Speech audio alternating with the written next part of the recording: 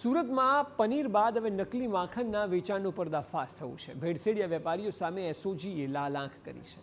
પૂણા અને વરાછા વિસ્તારની વધુ 2 ડેરી પર દરોડા પાડવામાં આવ્યા છે।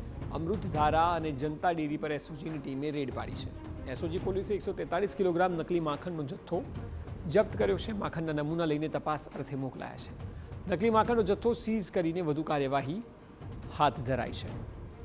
વધુ માહિતી આપી રહ્યા છે સંવાદદાતા બળદેવ સુથાર। બળદેવ, હવે પનીર બાદ નકલી માખણની પણ વાત છે, આપ જણાવો કે શું બાતમી મળી હતી અને રેડ બાદ જથ્થો કેટલો ઝડપાયો?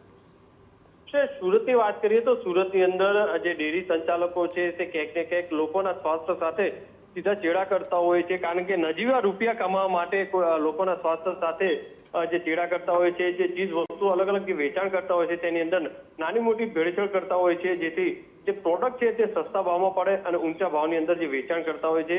ત્યારે સુરત શહેર એસઓજી દ્વારા એક જે સુરભી ડેરી છે અડાજણ વિસ્તારમાં આવેલી તે ડેરીની અંદર જે રેડ કરી હતી ને તેના ગોડાઉનની અંદરથી મોટા પ્રમાણમાં જે ડુપ્લિકેટ જે પનીરનો જથ્થો ઝડપી પાડ્યો હતો ને ત્યારબાદ જે માખણ જે વેચાણ કરતા જે ડેરી સંચાલકો છે ત્યાં તેને પણ ત્યાં સુરત એસઓજી દ્વારા જે અલગ અલગ 2 ડેરીઓ છે વરાછા વિસ્તાર અને પુણાગામ વિસ્તારમાં આવેલી જે 2 ડેરીઓને ત્યાં પણ તે રેડ કરવામાં આવી હતી।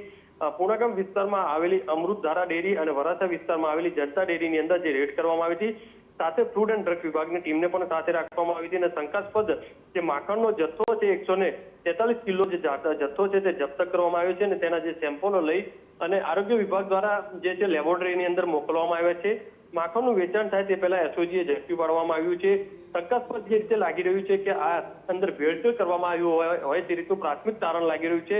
એટલે હાલમાં તો જે એસઓજી વિભાગ દ્વારા અને જે ફૂડ એન્ડ ડ્રગ્સ વિભાગ દ્વારા માખણના જે સેમ્પલો છે તે લીધા છે અને રિપોર્ટ આવ્યા બાદ જો અંદર શંકાસ્પદ વસ્તુ દેખાશે રિપોર્ટની અંદર તો જે રીતે સુરભી ડેરી સંચાલક સામે જે રીતે કાર્યવાહી કરી છે તે રીતે જે છે આ બંને ડેરી સંચાલકો સામે પણ કરવામાં આવશે।